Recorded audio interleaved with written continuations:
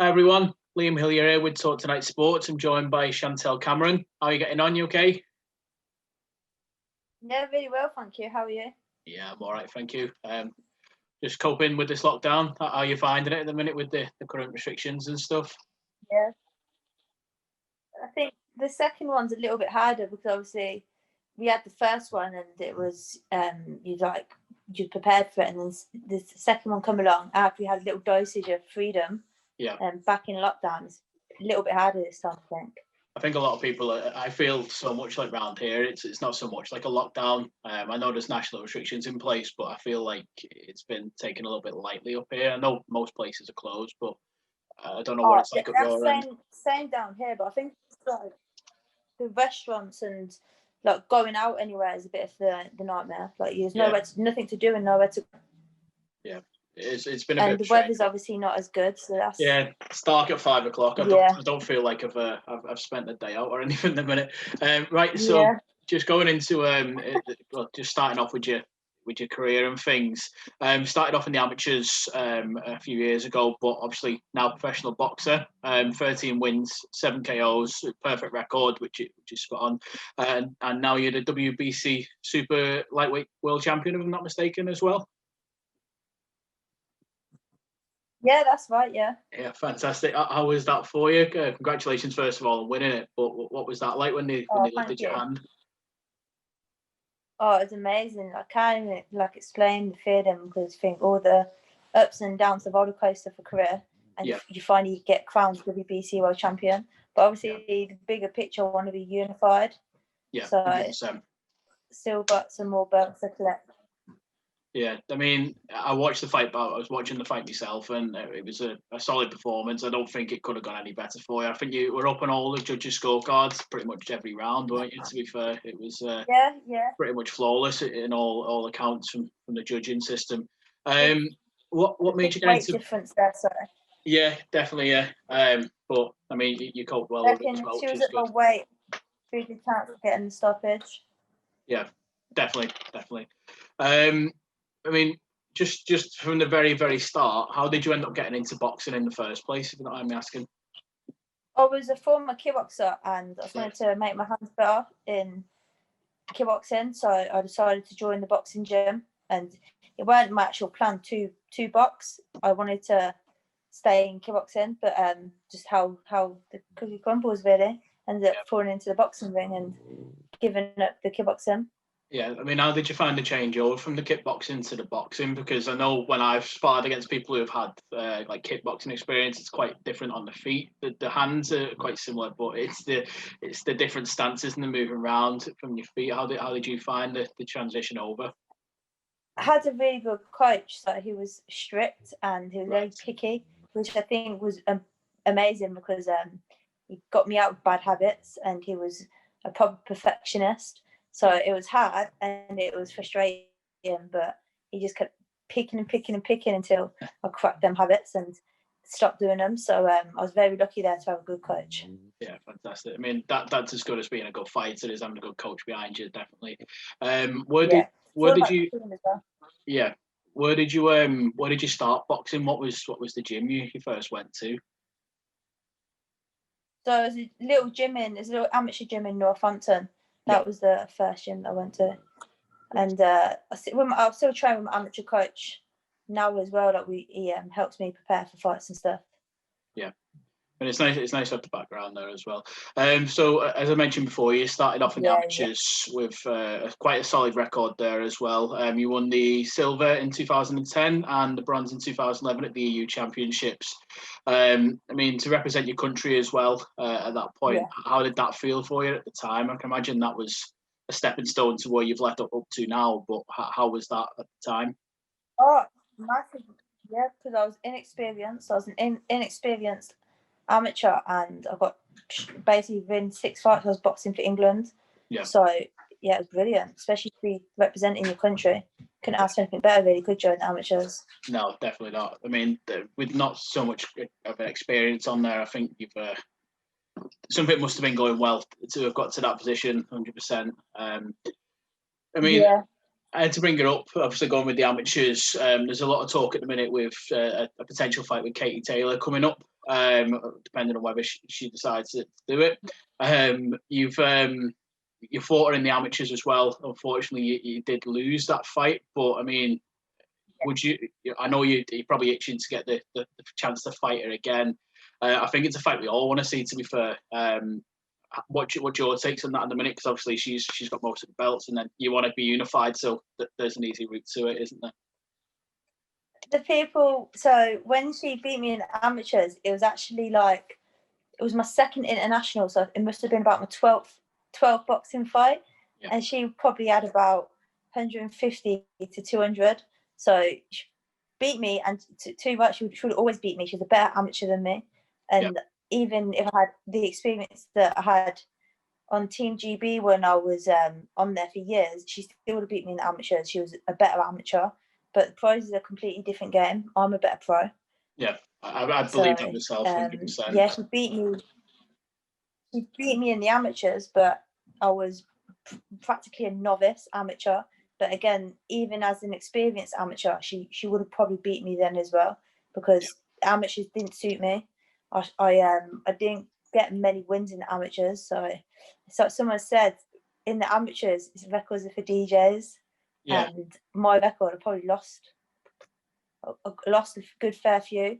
But so when that's brought up, I'm just kind of like, it was my second international. It must have been my 12th boxing fight. So it was a long time ago. And it wasn't at the back end of my amateur career. Yeah.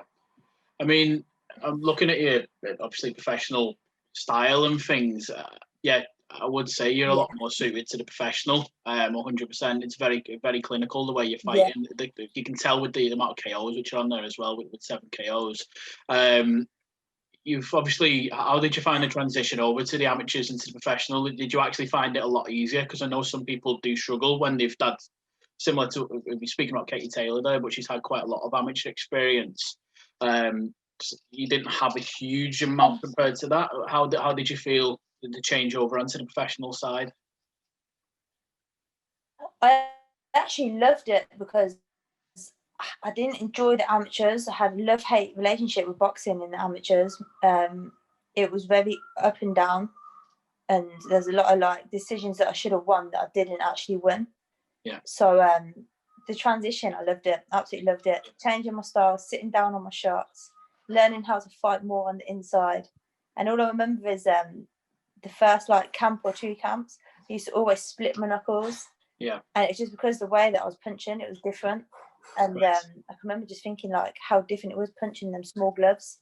Yeah, it's completely different going from the into the smaller gloves, because your hands, it feels so much lighter as well. And I mean, when you're going into professional as well, it must feel like you're throwing nothing at the same time. You know, it must feel like the punches are so powerful. Just one thing which it's unreal. I mean, one thing which has recently come up within like the last year or two is you changed over to train with Jamie Moore. You've been working with Jamie for a bit of time now, and you've not long signed for Matchroom as well with Eddie Hearn. Obviously, Jamie's got a huge stable behind him, some great fighters who've been there in the past and currently with him as well. It must have been like a huge boost for you to go and work with someone with that kind of experience as well. What's it like working with Jamie then at that point? Did it feel like it was obviously it feels like it's the right step forward, but was it as good as it turned out to be? Yeah, it was amazing. It was the best decision I made. My career was practically done. I thought that was me finished. Okay. So yeah, like I owe a lot to Jamie and Nige because they took me under their wing, and since I've been with them, my career's been on the high and I've not looked back. So it was the best season I've ever made, and it's made my career move a lot further forward. Yeah, okay. I mean that's the thing with Jamie. He's in and out with boxing. He knows everything to do with it. He's been in the game for a long time. You've obviously you're working with Jamie now. What's the training like? Is there much difference in his training routine? Is it a lot more stricter to what you had previously, or? No, not at all. I think every trainer is different, and it depends the kind of boxing you are and the kind of person you are. And I'm just well suited to Jamie because it's relaxed, it's fun. They basically just take the piss out of you half the time, and it's just a laugh because you can just like relax, and it's not like camp. It's just a bit of a laugh, really. But you do work hard. I'm saying that like you don't work hard. You do work hard, but I'd never feel pressure on my shoulders. Like if anything, that sometimes I feel like they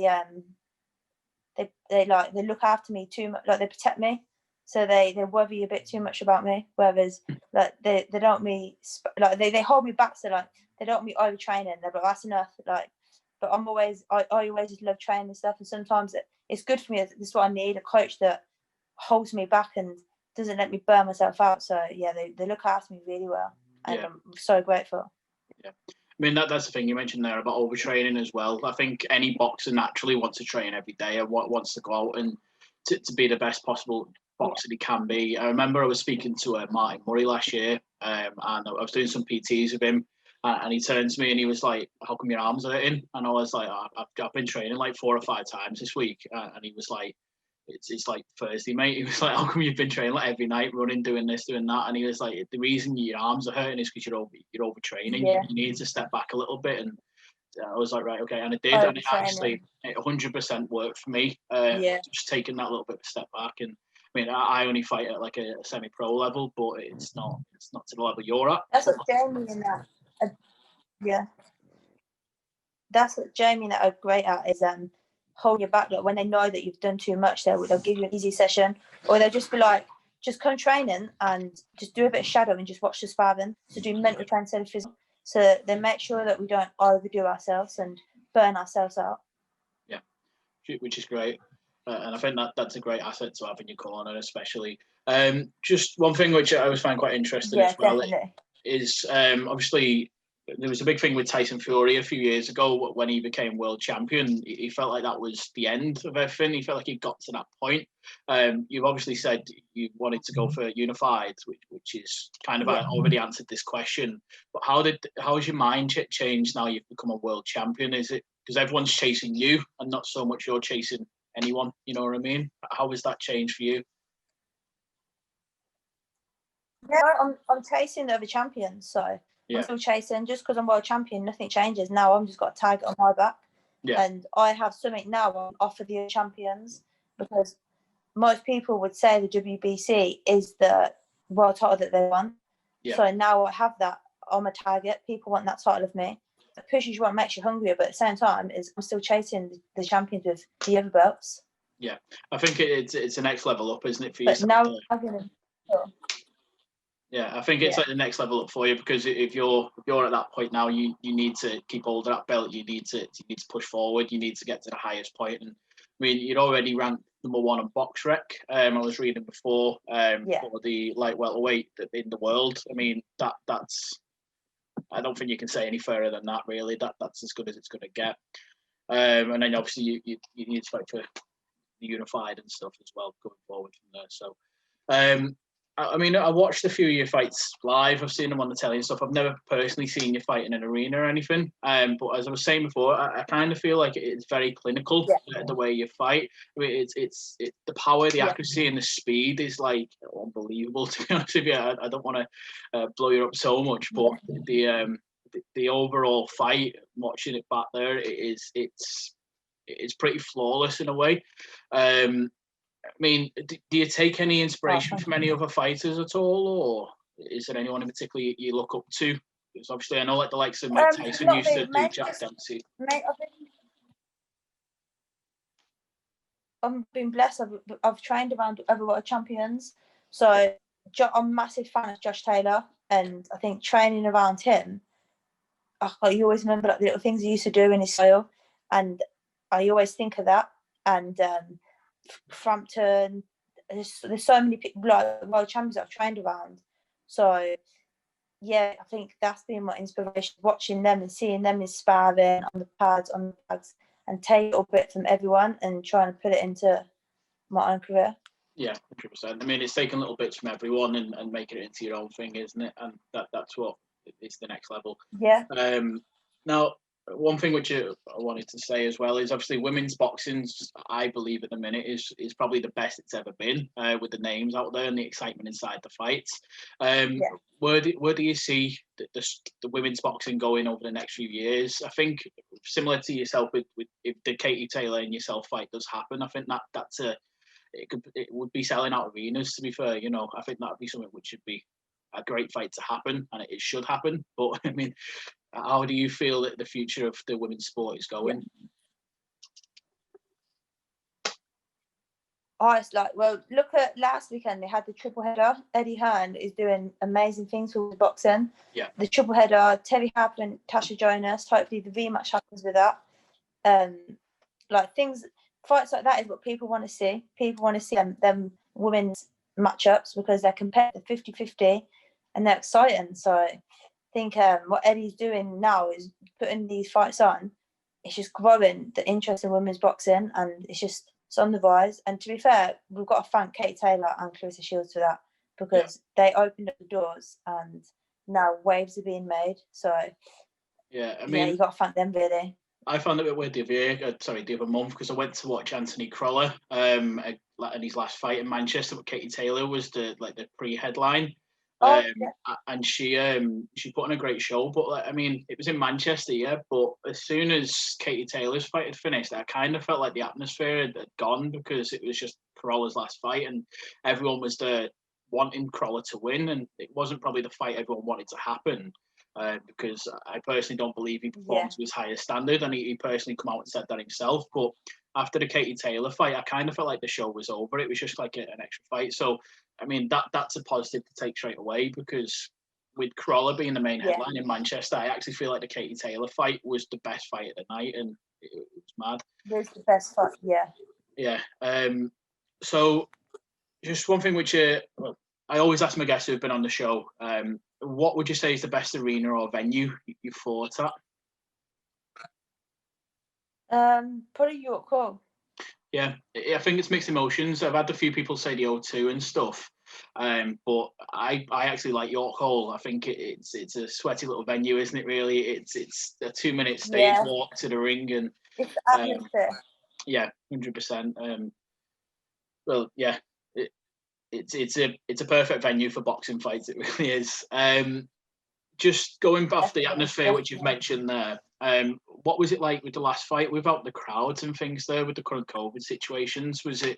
Did you mentally feel that when you're in the ring, or were you kind of quite blinkers forward? I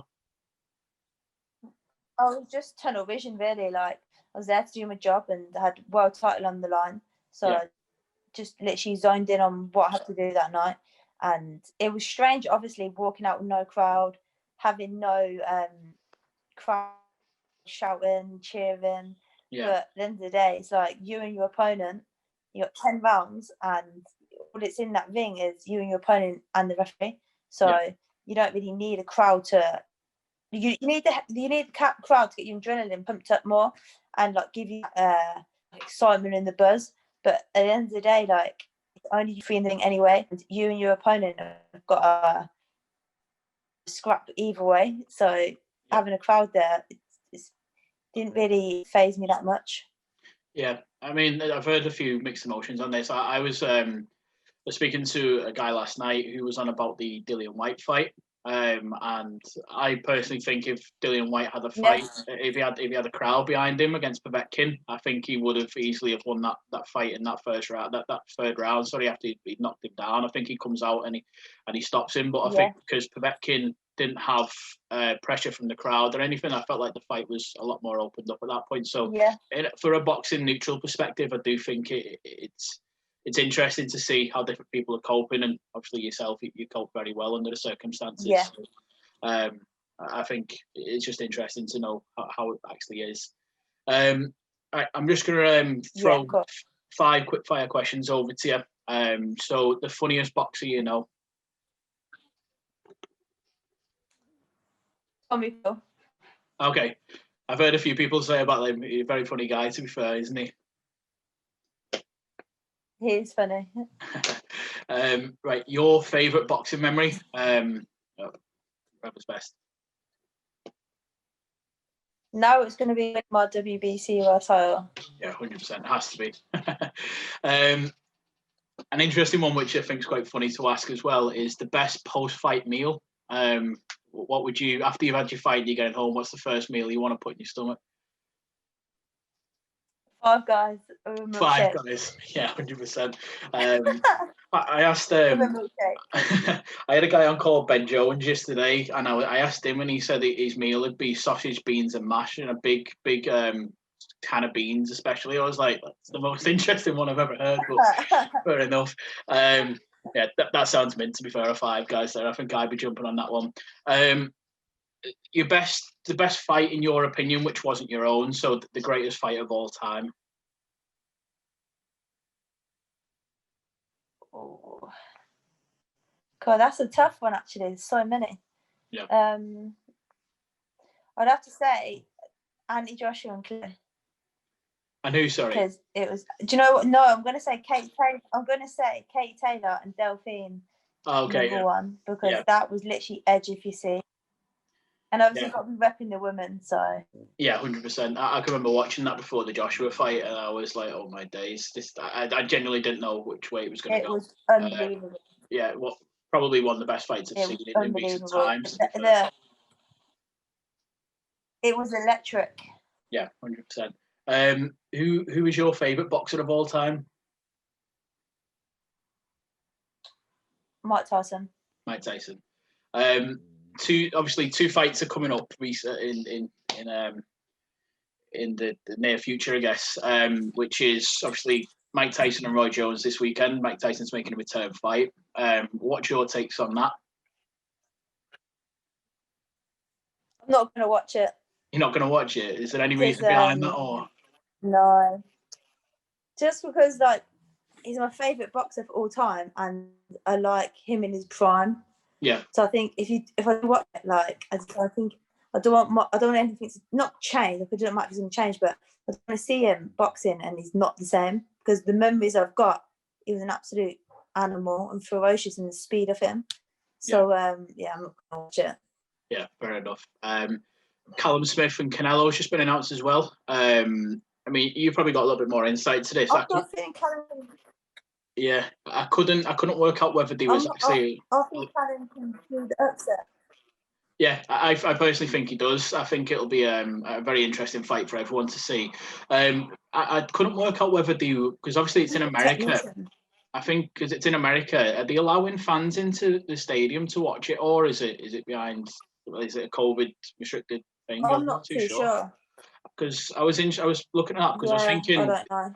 They've been trying for the last 3 or 4 years, trying to get that fight to happen. And it was interesting that they've done it now in the time which it is. I mean, the box office ratings are going to be through the roof, but I don't know about what it'll be, whether it's a ticket sale event as well. I don't know how that'll work, but I personally want Callum to win, and I think it'll tee up a rematch in England then at Anfield. I think that's what they'll be aiming to do. I really think that'll be something which will happen. They'll probably look for a rematch clause and end up having that in Anfield. So I want Callum to win. I think he will win. I think he's got the power, the height, and the speed. But I really think Canelo's going to get tested 100% there. So it's a great fight to happen. It's one of these fights. Yeah, it's one of these fights which everyone keeps saying. I'm really excited for that fight. Yeah, it's one of these fights which everyone keeps saying it needs to happen, and it's actually happening. So credit on DAZN and Matchroom and that to get that sorted. Right, so pretty much at the end of the podcast there. So I appreciate you joining me. Just one thing which I always ask is just for any up and coming boxer, especially on the women's side as well, would there be any advice you'd give to them? For an up and coming boxer, I'll say get some amateur experience. Don't just be looking at all the pro women and thinking it's the high life, because it's not. It's a business. Yeah. So gain experience in the amateurs, get a good team around you, and work hard, listen to your coach, and be smart. Yeah. Because it is a business just as well as a sport. Yeah. I think you've hit the nail on the head there with that. But yeah, thanks for joining me. If you want to follow Chantelle on Instagram, it's ChanCam91. And yeah, nice one for joining us. My name's Liam Hillier. This is Chantelle. And thanks for watching Talk Tonight Sport. Cheers, guys. My pleasure. Thank you.